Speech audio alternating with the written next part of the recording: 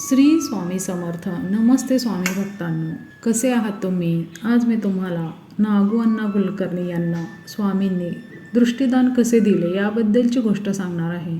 तर अक्कलकोटजवळ मोरगाव नावाचे एक गाव होते. तेथे नागू अण्णा कुलकर्णी नावाचे एक वकील राहत होते. पण दुर्दैवाने वयाच्या 40व्या वर्षीच त्यांना अंधत्व प्राप्त झाले होते. सर्व प्रकारचे उपाय केले, परंतु गुण काही आला नाही. म्हणून घरातील सर्व लोक काळजी करू लागले होते. त्यांना वकिलीही करता येत नव्हती. पैशांची आवकसुद्धा संपली होती. एकदा एका हितचिंतकाने त्यांना तुळजापूरच्या देवीच्या दर्शनाला जाण्याचा सल्ला दिला. नागू अण्णा सोबतीने तुळजापूरला गेले. तेथील पुजाऱ्याला आपली व्यथा त्यांनी सांगितली.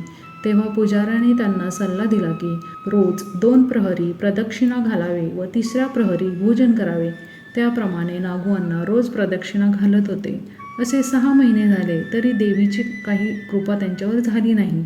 शेवटी ते उदास मनाने परत जाण्याचा विचार करत होते. तर त्याच रात्री त्यांना दृष्टांत झाला की इथे नकोस, अक्कलकोटला स्वामी समर्थांकडे जा. हा दृष्टांत त्यांनी पुजाऱ्याला सांगितला. नागू अण्णाने देवीची पूजा करून ओटी भरली व तेथून ते स्वामींचे दर्शन घेण्यासाठी अक्कलकोटला गेले. जेव्हा स्वामींचे दर्शन घेण्यासाठी नागू अण्णा गेले होते तेव्हा स्वामी शाल पांघरून पलंगावर निजले होते. वास्तविक पाहता अण्णांना दिसत नव्हते. त्यांनी चाच पडतच त्यांचे डोके स्वामींच्या चरणावर ठेवले. तेव्हा स्वामी एकदम म्हणाले, देवी, नागू अण्णाला माझ्याकडे कशाला पाठवलेस? थोडी विश्रांती घ्यायची म्हणत होतं तर हे लचाण माझ्या मागे लागले. इथे माझ्याकडे नको, तू पंढरपूरला जा. अशी आज्ञा देऊन डोक्यावर पांघरून घेऊन ते गाढ झोपून गेले. नागू अण्णांना काय करावे हेच कळेना. आपणाला असेच अंधारात राहावे लागणार याचे त्यांना वाईट वाटले. ते तेथे स्वामींच्या चरणापाशी बसले. तेव्हा एका सेवेकऱ्याने त्यांना सांगितले, तुम्ही भाग्यवान आहात. स्वामींनी तुम्हाला पंढरपुराला जायला सांगितले. तुम्ही निशंक मनाने जा. नागू अण्णा मनात म्हणाले, मी आता फिरतच राहायचे का? स्वामींनी त्याचे मनोगत ओळखले आणि स्वामी कडाडले. अरे, तुला पंढरपूरला जा म्हणून सांगितले ना, गप्प तेथे जा. खरे तर नागू अण्णाचे मन उदास झाले होते. तरीसुद्धा त्यांनी स्वामींची पूजा केली, नैवेद्य दाखवला आणि पंढरपूरला जाण्यासाठी निघाले. त्यांच्याबरोबर आलेली माणसेसुद्धा कंटाळली होती. परंतु ती सर्वजण पंढरपूरला गेले. एका मठात सर्वांनी मुक्काम केला आणि पांडुरंगाच्या दर्शनासाठी गेले. तेथे त्यांना 2 ब्राह्मण देवळात भेटले आणि ते नागू अण्णांना म्हणाले, अंधबुवा, उद्धवाच्या मठाजवळ डोळ्यांचा वैद्य आहे. तो खूप निष्णात आहे. त्याच्याकडे जा. नागू अण्णा त्या वैद्याकडे गेले. तेव्हा वैद्य म्हणाला, मला 50 रुपये द्या, मी तुमचे डोळे बरे करतो. नागू अण्णाने श्रद्धेने 50 रुपये वैद्याला दिले.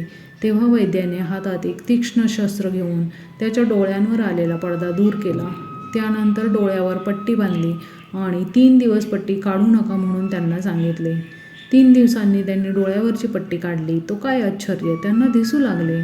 परंतु डोळ्यांना जरा ठणका लागला होता म्हणून ते परत वैद्यराजाकडे गेले तर तेथे वैद्यच नव्हता. जेव्हा त्यांनी आजूबाजूच्या लोकांकडे चौकशी केली तेव्हा लोक म्हणू लागले की पंढरपुरात डोळ्यांचा वैद्यच नाही. आता काय करावे? परत त्यांना प्रश्न पडला. म्हणून ते परत अक्कलकोटला आले. स्वामींचे दर्शन घेतले. स्वामींच्या दर्शनाने ते त्यांचे तेज पाहून नागू अण्णा भारावून गेले. स्वामींची ती तेजोमय मूर्ती पाहून त्यांना आश्चर्याचा धक्काच बसला.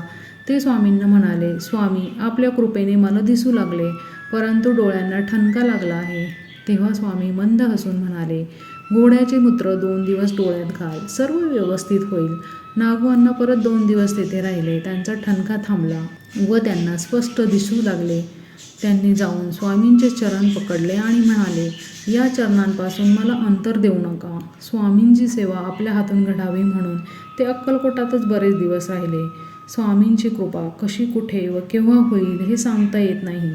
अशक्यही शक्य करतील स्वामी, हेच सर्व लोक अनुभवत होते. तात्पर्य काय तर, संत कधी बनती हकीम, कधी याचक. भक्तांच्या असाध्य व्याधी हरण करती अजप. श्री स्वामी समर्थ. आपल्या स्वामींच्या अशाच नवनवीन गोष्टी ऐकण्यासाठी आपल्या स्वामी साथ या चॅनलला लाईक करा, सबस्क्राईब करा, शेअर करा आणि कमेंट करा. श्री स्वामी समर्थ.